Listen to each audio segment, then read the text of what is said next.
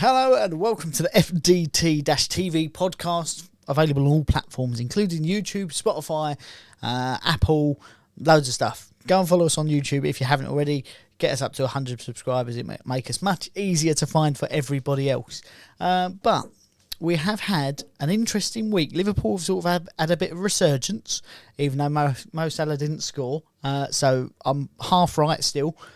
Still early days, but it looks like we could have one of the busiest transfer deadline days that we've seen in a while. I mean, 3 weeks ago, we were close to, I think, within 400 million of breaking the record for a transfer window.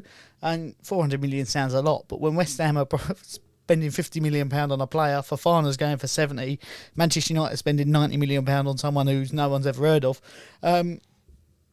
400 million ain't a lot. But no. How many clubs, Mike, do you think have broken their transfer record this transfer window? And can you name them? I know Nottingham Forest have. Yes. Um, And say if you have a guess in the comment section on YouTube, if you haven't got this far already, there are 6 clubs. If you can name them and the player without looking it up, then we'll pin your comment. I definitely know Nottingham Forest have because they were talking about it the other day. Yeah. Morgan Gibbs White from Wolverhampton Wanderers for £26.5 million. Fulham? Fulham are not on the list. No. Brentford? Brentford are on the list. Do you know the player? No. Keane Lewis Potter from Hull for £17 million. I was hoping West Ham would go in for him. Come from the same sort of background as Jared Bowen. So I think we'll be a decent player in a couple of years. Not quite at it yet. Liverpool?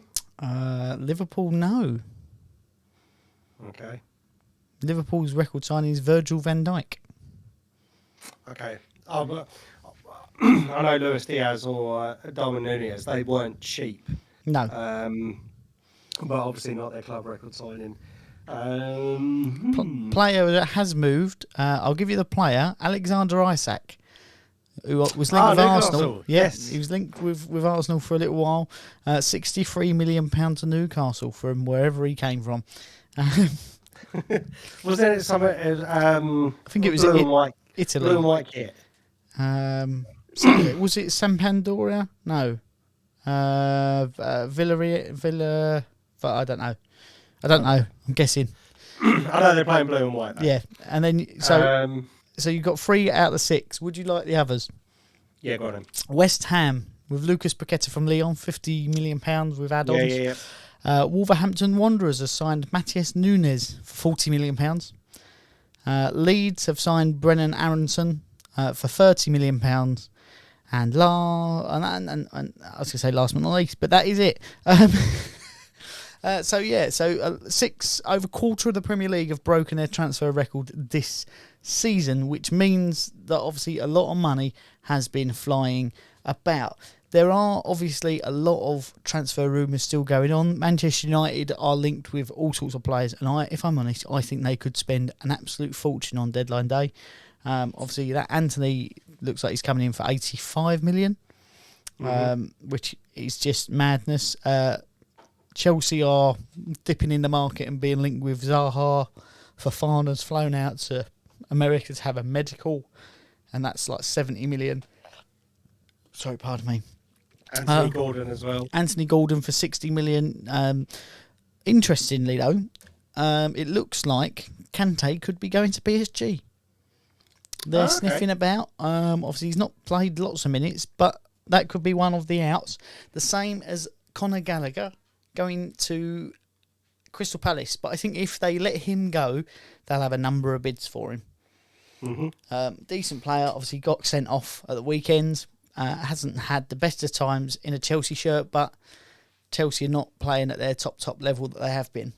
An interesting one that I read today, Ross Barkley has been let go from Chelsea, so he could sign for someone on a free transfer.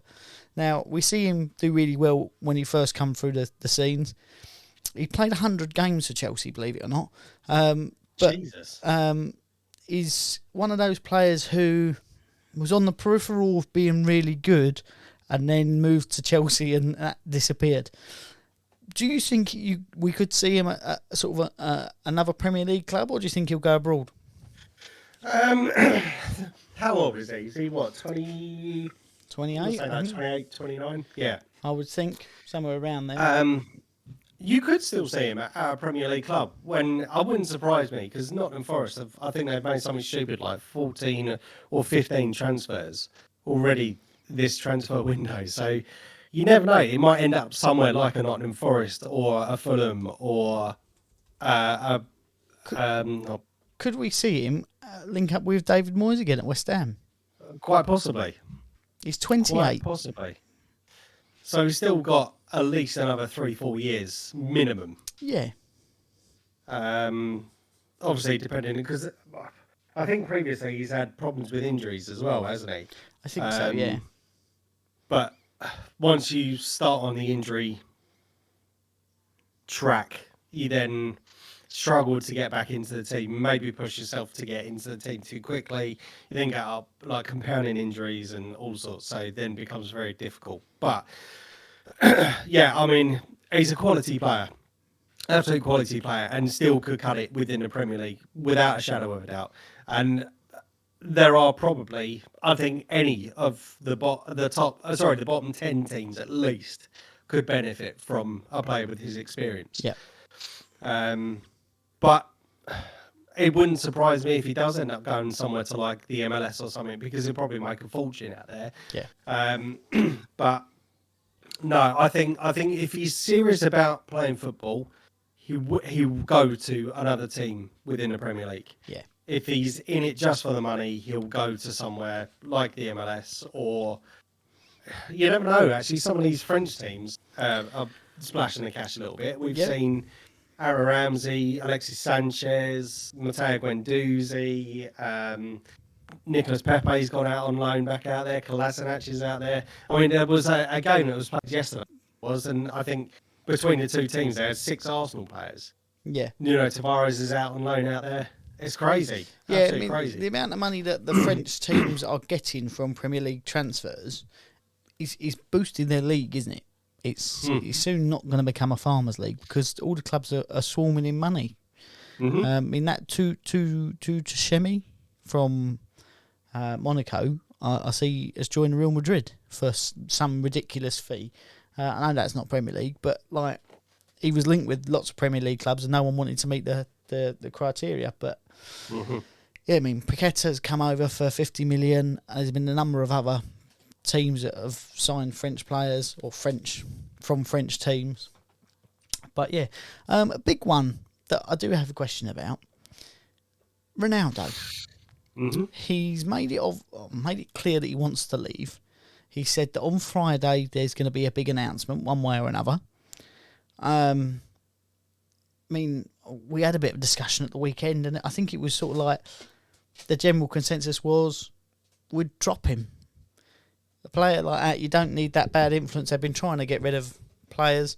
I think Ten Hag has put his foot down a little bit with it, but it's very difficult to get rid of a player that's on £500,000 a week or there or thereabouts. That's I mean, he's the wrong side of 30 by a long way. He's 37, is he? Mm-hmm. And all right, he's one of the best players of all time. But it's not like he's 28 and in his prime anymore. He's on the decline, and he doesn't do the tracking back that maybe he once did. Obviously, the team that have been linked with him are Chelsea. Do you see, because they're out without a striker, that they could go in for him? Could you see that as a possibility? Yeah, obviously you can see it as a possibility. But where you've got the likes of Aubameyang's name has been floated around with Chelsea as well. Yep. Again, he's a younger player, scores goals, proven in the Premier League, but is another player that could turn a dressing room toxic.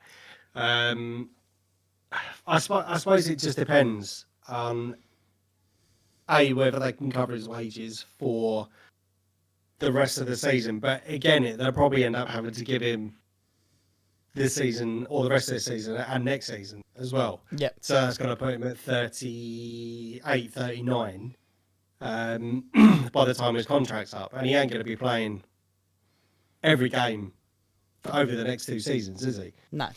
Because granted, as you mentioned earlier, he's an absolute machine of a man, but he knows the limits of his body, and therefore maybe that's taken into account of the fact he's not doing all the running around and stuff. So, yeah. But sorry, and that was a really roundabout way of answering your question. Yes, it could be a possibility. Nothing's impossible, especially within the Premier League, because some of the teams have money, and where money talks, bullshit walks. Yes. So it's a possibility. I don't personally see it happening. It wouldn't surprise me if it ended up back in Serie A or somewhere like that. Yeah. But yeah, he'll either stay at Manchester United for the rest of the season, because I think his contract's up at the end of this season anyway, and then be able to go on a free, and then he can pick up. Do you know what? That wouldn't surprise me actually if come January he then signs for an MLS team, because the amount of money that they've got out in the MLS, they pay their players ridiculous wages, and that's a paycheck. Yes. You could see him joining like Inter Miami or something like that with David Beckham, couldn't you, and linking up. Yep. But that. So, yeah, I mean, there's lots of different transfer rooms and stuff. But at the minute, our predictions for the Premier League table are looking a little bit odd. Yes. I don't think we ever... to say the least. We didn't see Leicester finishing bottom. No. Currently the only team on 1 point. I'm surprised that all the teams have already got points, only being 4 games in. I thought there might have been a couple that struggled to pick that up, but Nottingham Forest are signing everybody. And in fairness, I think for a team that's come up through the playoffs, they look really good. And I was about to say I think they're the best team that's come up in a long time. But Fulham, they've come back with a purpose. Yeah. And say, as we said, that Marco Silva does really well and he falls off of a cliff. So it will happen at some point. But Mitrovic, we've seen him in the Premier League with Newcastle. We've seen him with Fulham. And he's always looked all right. But I think he's matured. He's changed his game. He's got better. And he's driving from the front, isn't he? And I think Arsenal see that in full effect with a little bit of Gabriel getting caught on the ball. And I say, when I see the highlights, I thought, you and Dan watching it, I thought, there's going to be a bit of shouting going on there. I can imagine it probably wasn't very happy with that. But yeah, what's your thoughts on not only that game, but Mitrovic driving Fulham forward? Right, so there's 2 parts to this story. One, I think there was something that happened to Mitrovic, and then you can see, I think it was when Ramsdale kicked the ball at his face or something, and then he's down on the floor, and you could see the Arsenal fans giving him the hand gestures, telling him to get up and all this sort of business. And I was like, don't be doing that, because you know exactly he's going to score against us. It was at which point, I think it was about 5 minutes later, my wife called me and said, right, it's your turn to change the baby's nappy. So I was like, fair enough. Went and changed the baby's nappy, knee deep in shit. And then I hear, oh, for fuck's sake. And I turn around and I see that Mitrovic scores. So I was like, oh, this is perfect. And you knew it was going to happen. I said to you last week that whilst I would feel comfortable with a win, I said that we will concede on this one, and it will be Mitrovic that scored. But when you look at the manner, I mean, fair play to him. Mitrovic pounced on Gabriel, and he did it really well and finished really coolly as well. Yep. I think possibly Ramsdale could have done a little bit more, but again, I'm not going to blame anyone except Gabriel, but he knows he balls up at that particular point. Now, in terms of the game, Fulham played really well. Yeah. I think we had the majority of the possession in the first half and creating the majority of the chances. However, they were playing, I think, as everyone expected them to be, with counter-attacking football. Yep. And there was a good couple of chances where they could have scored more than what they did, pegged us back even further. But I've got to say, for around about 60, 70 minutes, we looked comfortable. Then obviously we conceded. Yep. And it was kind of like Arsenal of a couple of seasons ago, where we needed to concede a goal to get us into the game. Yeah. And I think that was what happened on this occasion, because I know obviously we scored from a deflection from Ødegaard, but it's the differences that we've seen from this Arsenal team to compared to other Arsenal teams is that we didn't give up. Yep. And it goes back to something that we've been saying time and time again, is that you don't care if you lose as long as they leave everything on the pitch. Yep. Now we're starting to see the Mikel Arteta ideology coming out within the team, and he said it a couple of times in the All or Nothing documentary, and he says as well, it's like people won't care as long as you leave everything on pitch. Yes. And we're starting to see that mentality coming through, and it's obviously working because we're now 4 games and 4 wins. Yep. I know you can look at some of the opposition and think, well, it's only such and such. It's only such and such. When you look at Fulham, we ended up winning, and now you look at us last season or the season before, that's a game we would have lost. Yeah. But the fact that we've battled until the end, and we've got the goal to equalise and bring it level, but then we've gone that one step further and showed that we want to get the winner. We're not happy with the draw. Yeah. We want to get that winner, and that's something I haven't seen from Arsenal in a long while. Yeah, I mean, it's that's pre-Wenger out, or Wenger out, isn't it? That you see that mentality of never say die. But you are the only team with a perfect record. And I think you hit the nail on the head perfectly there with provided, and this is something we've been saying for years, providing you leave it all out on the pitch, if you're not the best team on the day, it does not matter. But when you do leave it all out on the pitch, you get results. Whether that be draws or wins or pulling it back from being behind, you get results just through sheer hard work. Yeah. I mean, it's quite clear to see why Fulham won the Championship last season. I mean, that's a difficult league to get out of, but they won it quite decisively. And it's obvious why.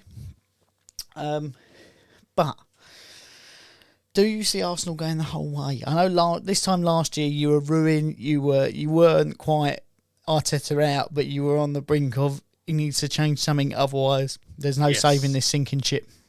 Yep. What a contradiction there has been in the starts of this season and last. Yeah, what a difference 12 months makes. I was saying this to Dan the other day, that the differences between the mentality from 12 months ago is night and day. I can't fault it. And to be honest, there was a lot of people that were on the Arteta out bandwagon, and I think a lot of people's eyes have been opened by that documentary. Now, a lot of people have been digging us out for some of the training methods and all that sort of stuff that have come out within the documentary. However, I think by seeing like an access all areas kind of approach to what goes on behind the scenes, to see that your players do really care about what happens within a game.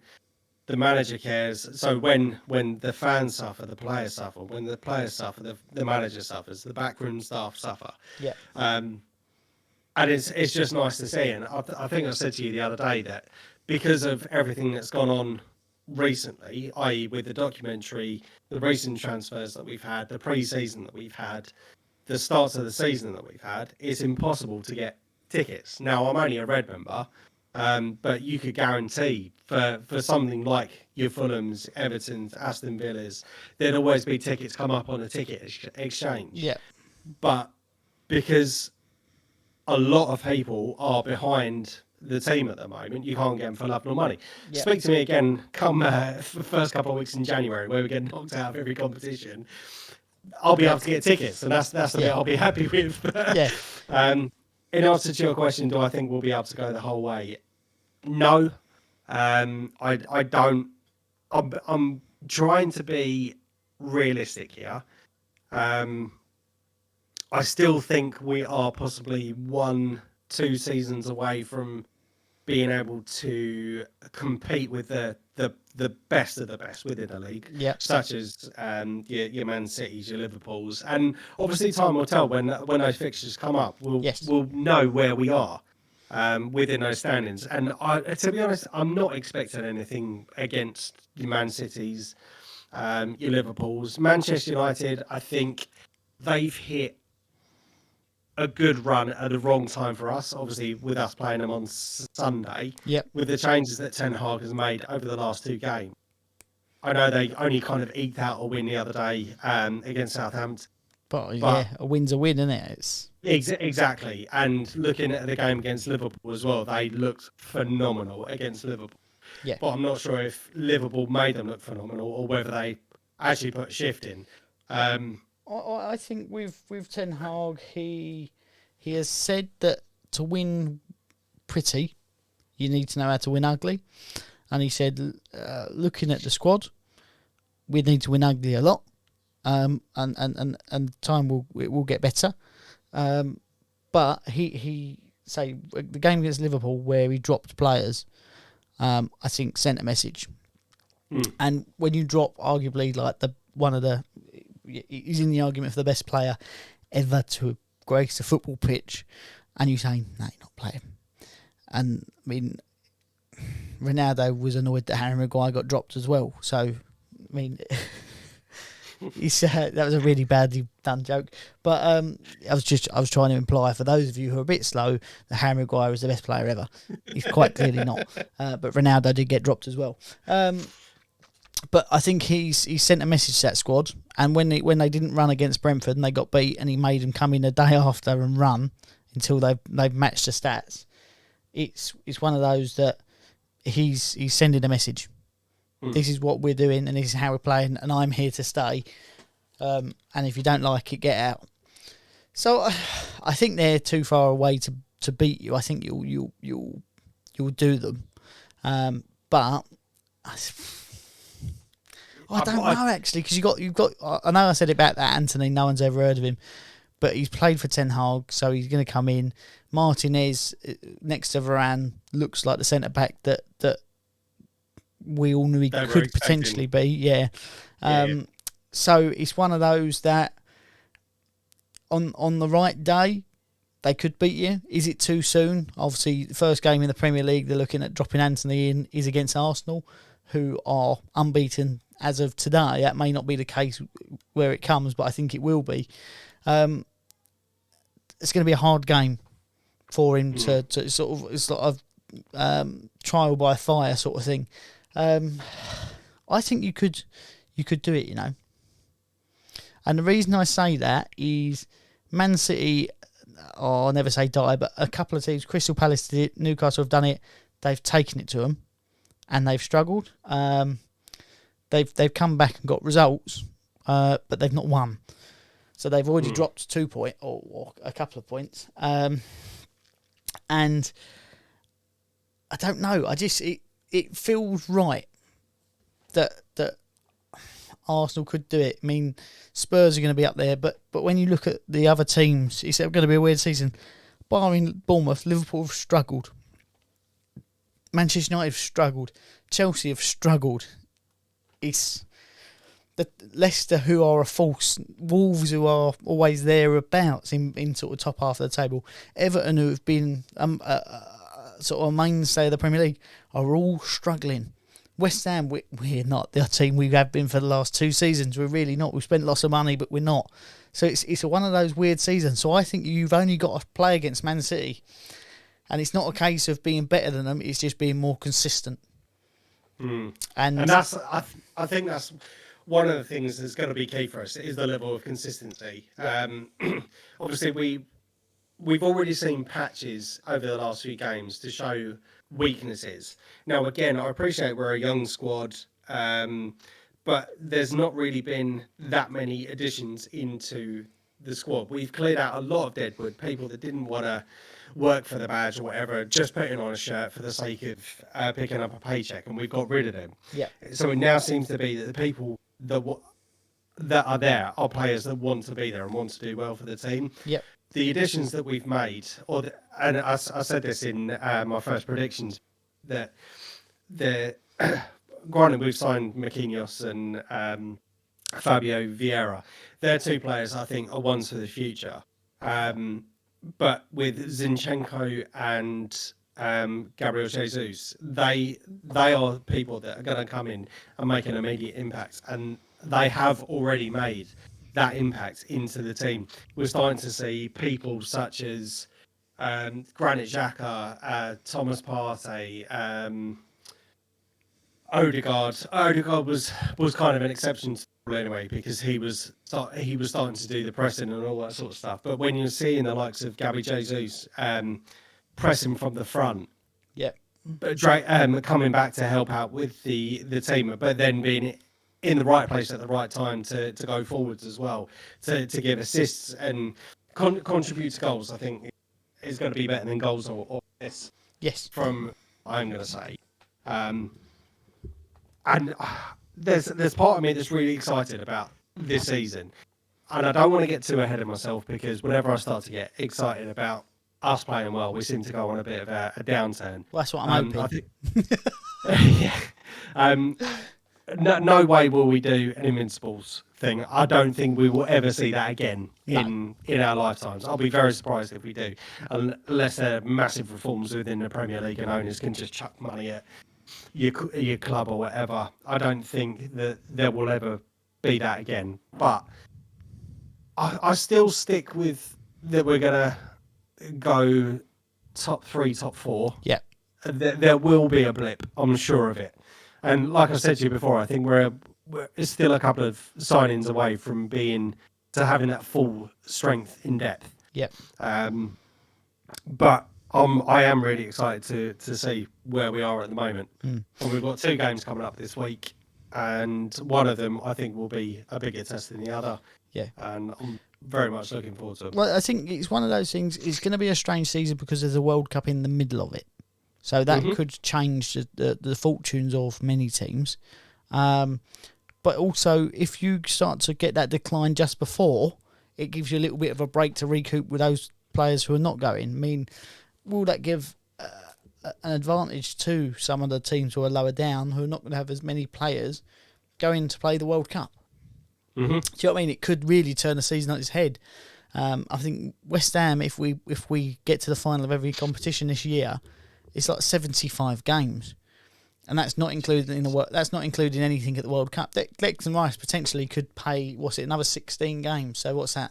85, 90 odd games this season. That's going to take an effect on players who get to the finals and play every game. Yeah, it really is.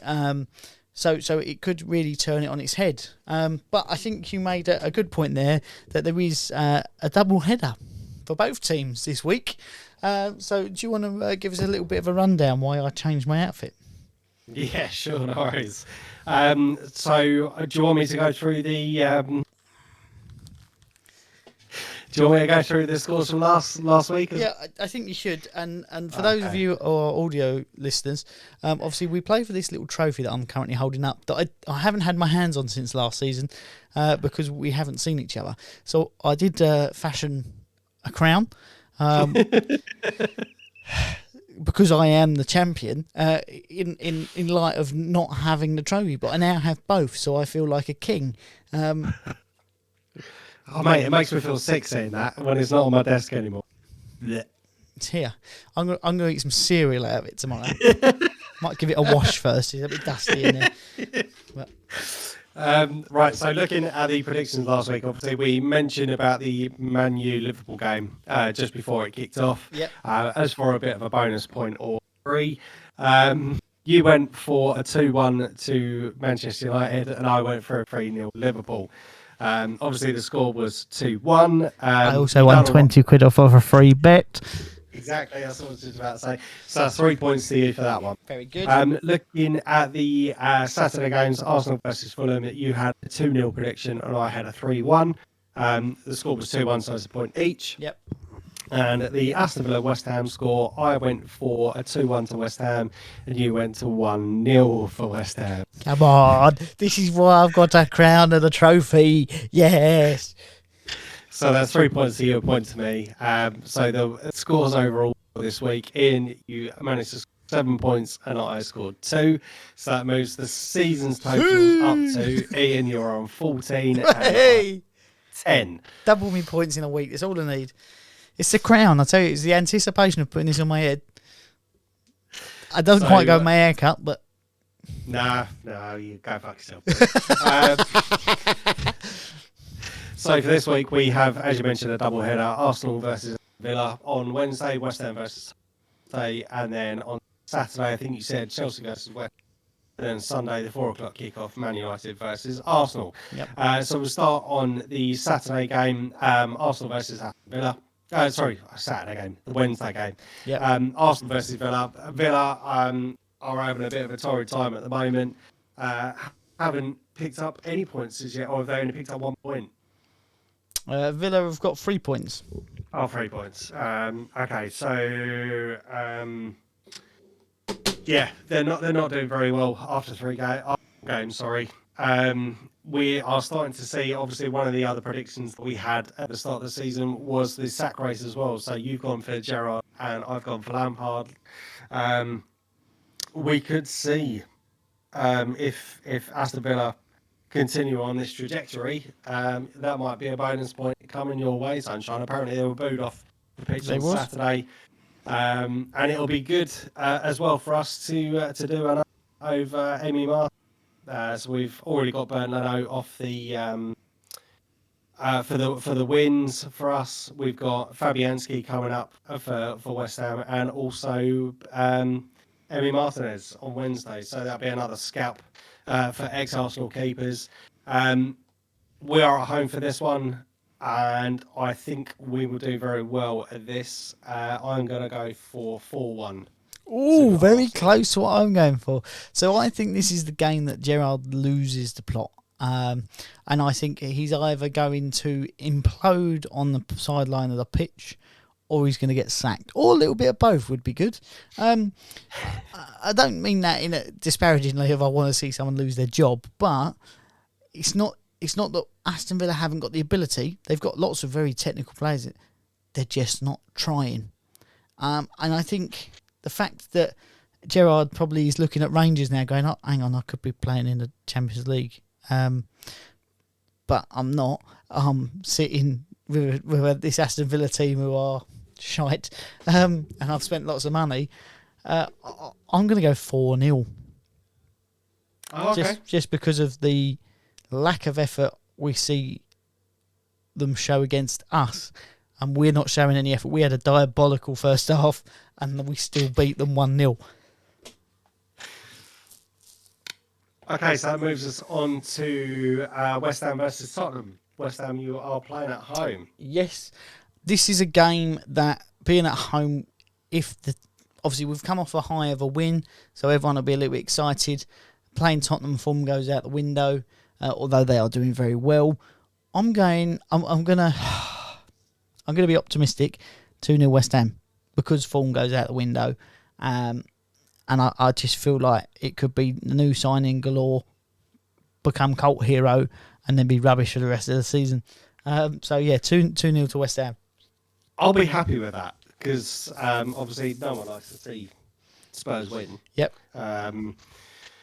Even the game against Nottingham Forest yesterday, Nottingham Forest looked pretty good yesterday, and I just can't stand Spurs. I can't stand Harry Kane. Granted, he is world class, and I think he will score. But like you said, form does go out the window, and you are on an upturn trajectory now. I've said trajectory twice or 3 times now in the course of this podcast. So I'm Word hoping of the day. It was on my toilet paper. So no, I'm hoping that this will be a win for you guys. I'm actually going to go slightly different. I don't think Tottenham will win, because I've got to be honest, whilst they are grinding out results, I think they have looked pretty poor. Son is off form at the moment. So, and Richarlison got a good kick up in the air for showboating yesterday as well, which was nice. Yep. I'm going to go for a 2-2, I think, on this one. I'll take a draw if I'm honest at this point, because we need some points, we need some goals. We've only scored once this season, but yeah. Okay, so moving on to Saturday then. You travel to Stamford Bridge to play against Chelsea. Interesting one, because Chelsea don't have a striker, but they have started to the wheels have started to turn. That inertia has started to go. They could be with a new signing, lost a couple of players, so that puts it up in the air a little bit. I'm not feeling too confident. We have got some results against Chelsea previously, but I'm not going to hold my breath. So I'm going to go for 3-1 Chelsea. I don't know where to sit with this one, because again, it's another London derby. It's another one that it depends on what way the wind's blowing. Yeah, I think I'm going to go 2-1 to Chelsea on that one. Fair enough. And then on Sunday, the 4:00 kickoff on Super Sunday, Arsenal take on Manchester United at Old Trafford, I believe. Yep, Old Trafford. So, where do I think this one's going to go? I think this is going to be our hardest test already, and people are going to judge us straight away on the back of this result. Even if we've got 5 wins out of 5 at that particular point, and if we only scrape a draw, people are still going to be on our case. But at the same breath, you could also see us losing the game. And this is at Old Trafford, yes? Yes. I think. Do you know what? I'm gonna be fairly confident on this one. I'm gonna go for a scrappy 2-1 win to us. But I think this is going to be a similar sort of thing. So maybe get pegged back, I'd say, fairly early, and then we'll equalise just before half time and then score the winner late on in the half. I know we had a bit of a all run right with them a little bit last year. I think 2-1 to us on that one. Yeah, I mean, this one, being at Old Trafford, could do you a favour. I think if you go ahead early, the Manchester United team or crowd will get onto the team. If they go ahead early, then they'll be right behind them. So the 12th man comes into play in this game.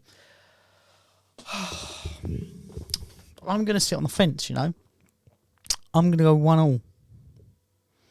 I think you might pip it, but I think if they start well and they're playing all right, the crowd will get behind them, and then it's a hard game. Yep, and it's always been a bit of a fiercely challenge game. Well, historically, like during the 90s and the early 2000s. Yeah, it was a fiercely battled contest between the two teams, but through one stage or another, we've either been really shit or they've been really shit. But I think looking at, as you mentioned, some of the signings that they've made, some of the philosophies that are coming down from Ten Hag are starting to show through. I'm hoping with the run of games that we've had so far and the confidence we've built up on that, it could stand us in good stead. So yeah, I think if providing we win against Aston Villa, that momentum should carry us forward. Yeah. If they get a goal, even if it's an own goal, do you know what I mean, off of one of your defenders in the first half, then that's a game. If you score first, I think you'll walk it and it'll be like 3-1, something like that. But I've gone 1-1 just on the basis that anything can happen. But yeah, so I'll remove my crown because that's the predictions over with, and I'm not king of everything, just predictions. Obviously, let us know what your predictions are, either on Twitter or comment section on YouTube, wherever you want to go. Join in with it; it's all good fun. And yeah, see if you can better our results on week in week out basis. Let us know. I I don't really know what else to add to this, Mike. I'm just going to say, I'm sorry, I just want to discuss, because I've seen something which has really annoyed me on social media in terms of, have you heard of the news channel, BN Sports? No. Okay, so it's an overseas football channel, and you've got the likes of Andy Gray and Oh yes, I have heard of them. I'm not saying I've seen recently, but I have heard of them. Right, so I can't remember the other guy's name. It used to be Not Martin famous, Tyler, is it? No, something Richard Keys. Richard Keys, yeah, who got done, Yeah. didn't they? They both got done at the same time. Yes. So they're obviously on this overseas thing. Anyway, he's come out and basically this has been trending over the last kind of 24 to 48 hours about how he hates Arteta.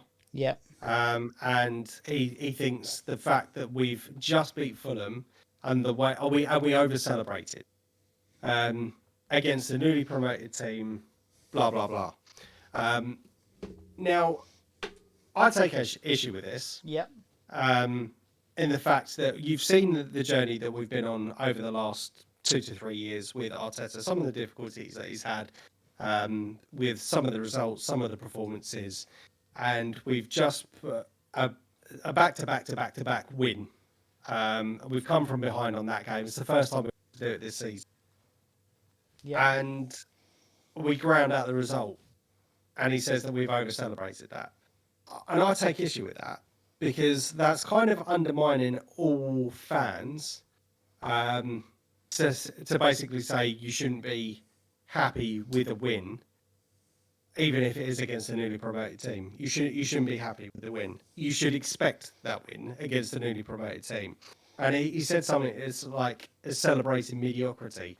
I'm sorry, for a team that finished 8th, 5th, and now currently sitting at the top of the league, the only team that hasn't had a loss so far.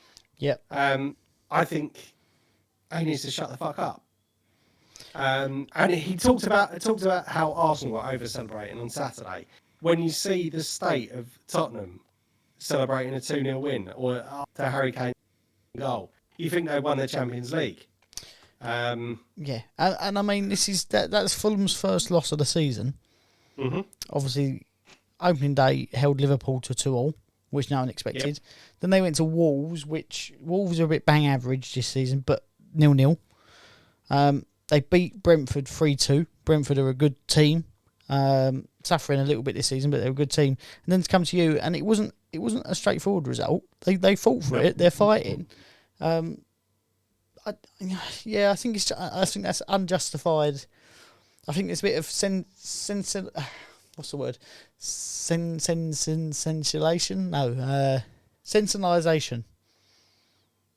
Is that the right word? I don't know if I pronounced that right.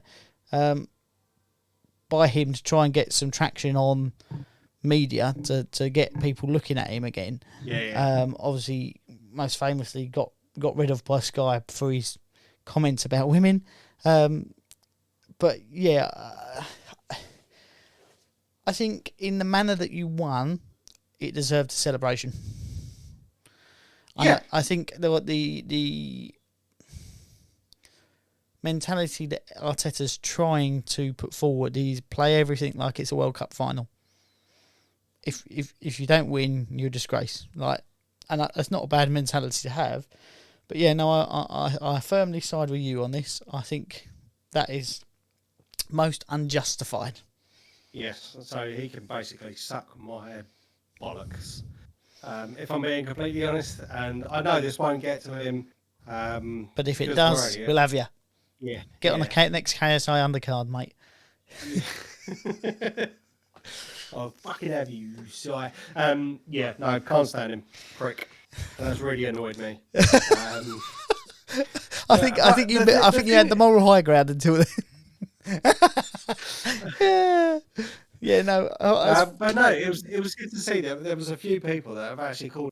And again, yeah, you probably are right. It's, kind of drawing attention to himself because he's so small and pathetic. I think I read somewhere that he slept with his friend or left his wife when she had cancer or something and slept with his friend. Well, something that was put out on Twitter. I don't know whether it's true or not, but yeah, Laura Woods has called him out on it. There's been quite a few people that have called him out on it. It wouldn't surprise me if the likes of Darren Bent and Michael Richards or those sorts of people fucking jump to our defence. Yeah, I mean, I do think it's a case of maybe he's just trying to create controversy to get some attention over to where he's going. And if that's what his plan was, then fair play, he's sort of achieved that. But yeah, like I can't see that he's right in that thinking. But everyone's allowed an opinion. Doesn't mean that anyone has to listen to it. No, exactly. But he's still an arsehole. Yeah. So yeah, that was it from me. And on that very special note, I think that's where we should call it a week this week. So we'll see you next week for obviously a roundup of transfers. Obviously, it could be an exciting deadline day, and then we'll go from there and see what happens. So until then, I've been Ian, Mike, and we will see you next week. Thanks very much.